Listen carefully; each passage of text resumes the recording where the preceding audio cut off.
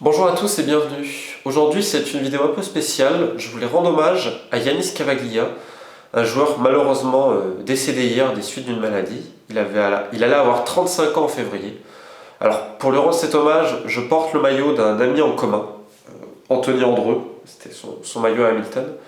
Anthony a joué au Stade Lyonnais en D2 Suisse avec Yanis, c'est là où j'ai connu Yanis. J'ai eu la chance, parce que c'est une chance, qu'une des premières longue interview de ma carrière,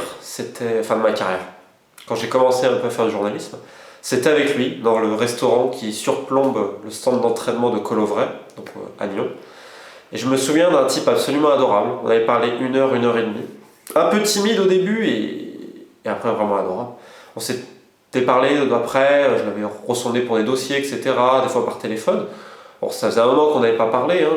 Je dis pas que j'étais proche de lui. Niveau journalistique joueur, par contre, oui, parce que je l'ai eu plusieurs fois.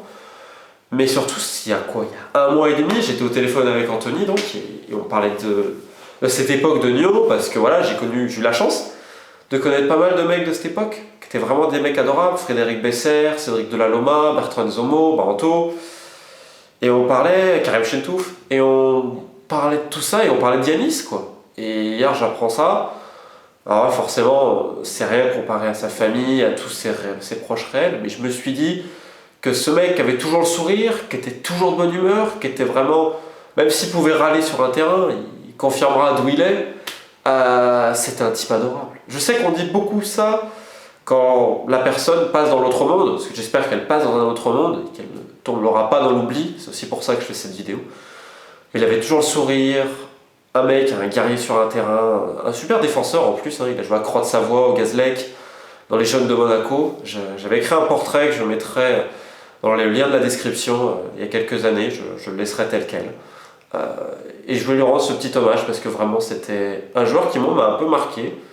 Et je pense qu'il a marqué beaucoup de monde dans tous les clubs où il est passé, pas spécialement pour ses qualités de défenseur, mais surtout humainement, c'était un type adorable, comme je vous disais. Un vrai mec de vestiaire, un mec avec qui tu pouvais vivre. Donc Yanis, je ne sais pas où tu es aujourd'hui, mais j'espère que tu continueras à veiller sur tes proches et j'espère que le football français te rendra l'hommage que tu mérites, parce que ta carrière parle pour toi, mais surtout tout ce que les gens ont dit sur toi. C'est-à-dire que pour trouver quelqu'un qui dit du mal de Yanis Cavaglia, eh ben, ça n'a jamais existé, ça n'existera jamais. A bientôt, Yanis. Ciao.